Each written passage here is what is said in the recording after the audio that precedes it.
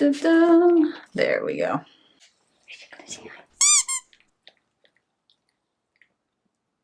That's not what you do on camera. Nope, especially not that. Hi there, beautiful souls, and welcome to the meditation channel. Thank you so much for joining me today. All right, don't be that excited. I am Jacqueline. This is Peanut. I'm going to be your guide today on your journey to self-discovery, self-empowerment, and spiritual exploration. Today, we're going to talk about a topic that might shift your perception when it comes to manifesting energies, frequencies, and basically your reality. Frequencies versus energy. What is the difference and why that matters? Let's find out. Let's find out. Let's find out. Peanut, let's find out. Are you going to join me for this whole video? Not like you're heavy or anything. I love you. Do you want me to put you down? Okay, let me try that again. Okay, so before we dive in, let's get the basics straight. In the realms of spirituality and the law of attraction, we often hear the words frequency and energy. Now, here's the thing. A lot of people think that frequency and energy are the same thing, but they're not. In fact, there's quite a difference between the two, and it's really important to understand this when it comes to creating your own reality, when it comes to manifesting. I'll explain it. Okay, so let's start off with frequency. What is frequency? Frequency is like a subtle vibration, a signal that we emit. Now, this influences our thoughts, our programming, our beliefs, our DNA, our actions, and emotions. The frequency ultimately affects our environment and people. It's the vibration signature that we're putting out into the universe. In scientific terms, a frequency is the number of waves that pass on a specific point in a second. Now, this is measured in cycles per second or hertz. This is an example of why people use specific hertz in their meditations, in music, in really anything, because it affects other people's body. It affects other people and the environment that they're in. So you've often heard of 432 hertz, 888 hertz, 444 hertz. You get the gist. When people talk about frequency in general, they usually say, oh, it's a low frequency or it's a high frequency. So now let's talk about energy. Energy is the life force that flows within and around us. It's basically the dynamic manifestation of our emotions. Emotions, energy in motion. Energy is the force that propels us forward. This energy fuels us, and it can give us some insights into our frequency. But it does not completely reveal the true picture of what is really happening. This is why energy alone isn't enough when it comes to manifesting.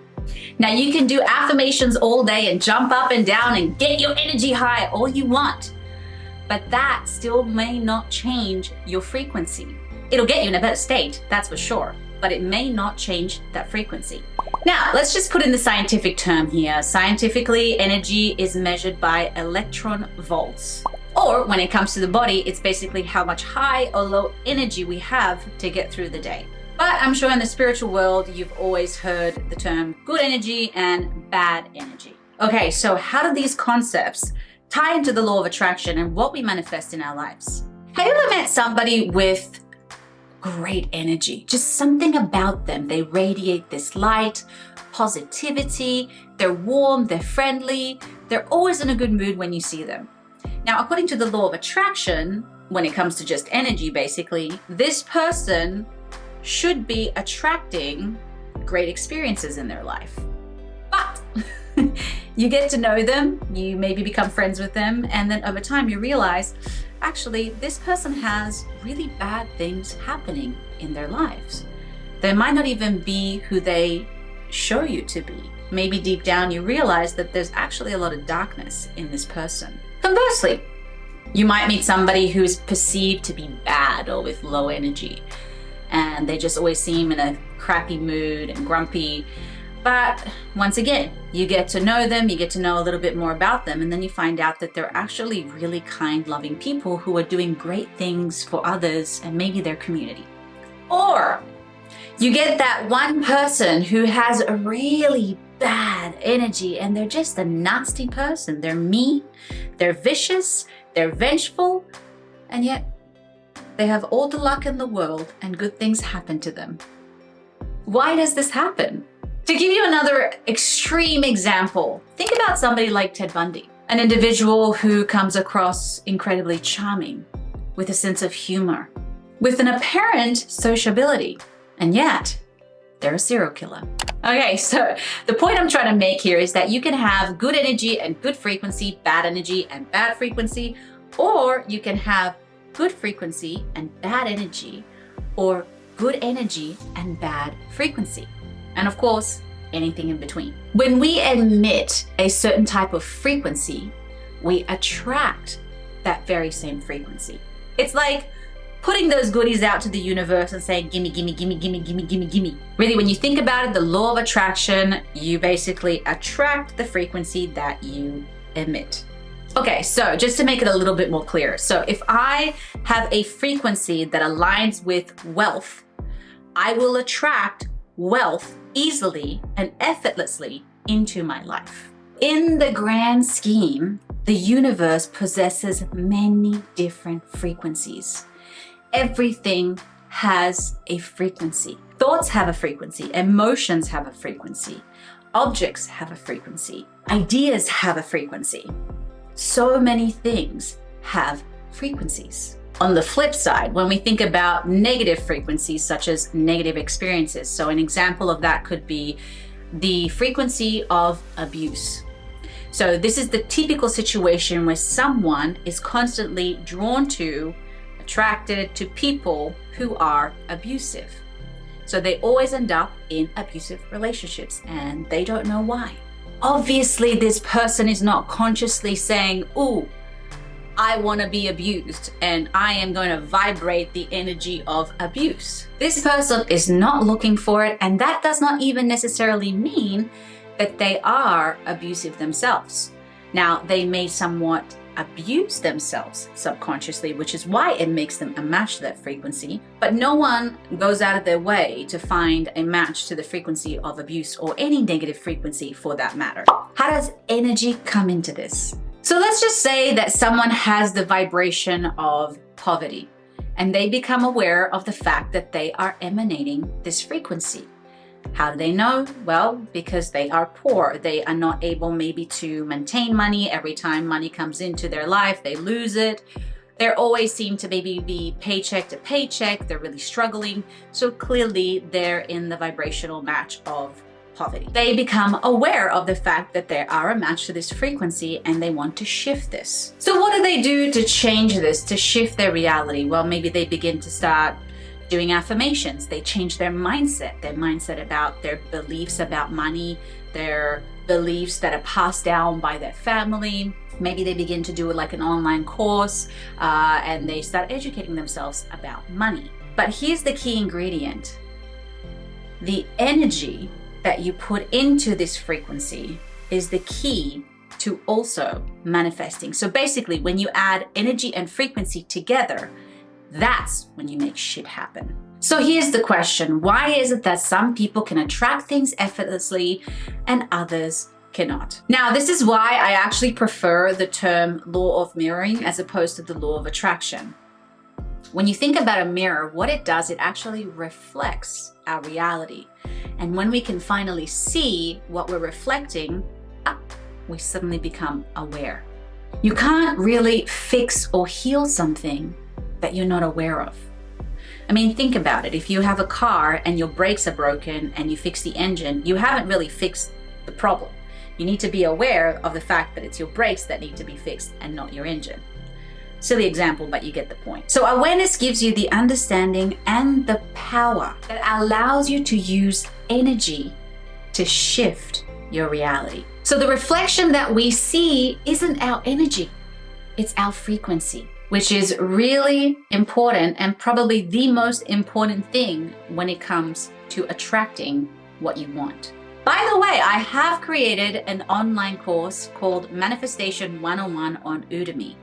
This is an amazing course that I have designed that literally gives you everything that you need to know when it comes to manifesting. Now, here's what's so amazing about this course is that I incorporate the key ingredients to unlock your subconscious, to basically tap into those frequencies, those unwanted frequencies that hold you slave, that hold you into a state of resistance towards that which you desire. This course is packed with exercises and meditations to basically help you embody everything that you learn. Now, if the online course isn't your schmick, I have also made a 21-day manifestation meditation challenge for you. All of the information that you need about these courses are in the description box below, so you can check it out if you're interested.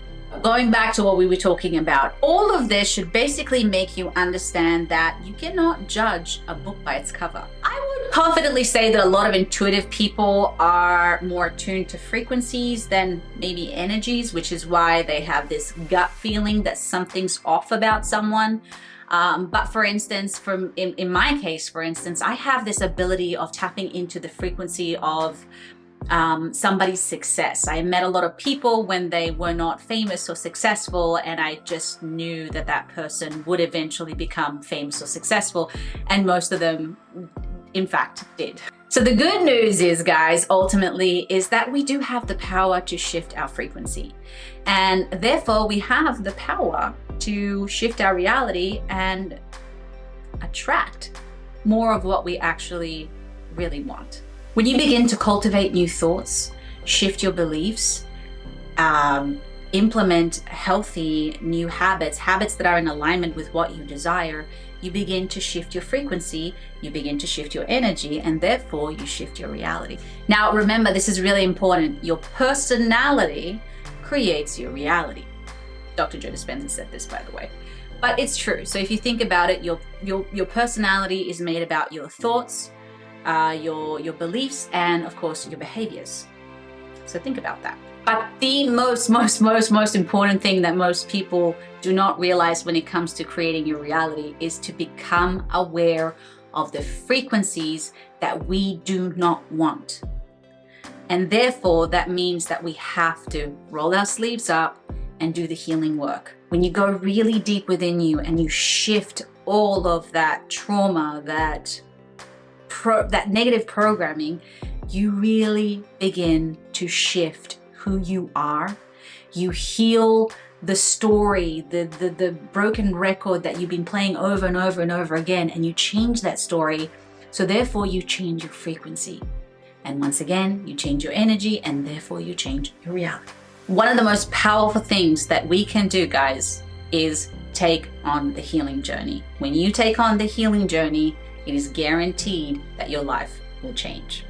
Okay, guys, so please remember that you are a powerful creator, and it's really, really important to educate yourself as best as you can and understand the difference between frequency and reality so that you can begin to take charge of your life, charge of your reality, and shift your life and create the life of your dreams. My name is Jacqueline. I am so grateful that you have decided to take on this healing journey with me. As always, stay blissful.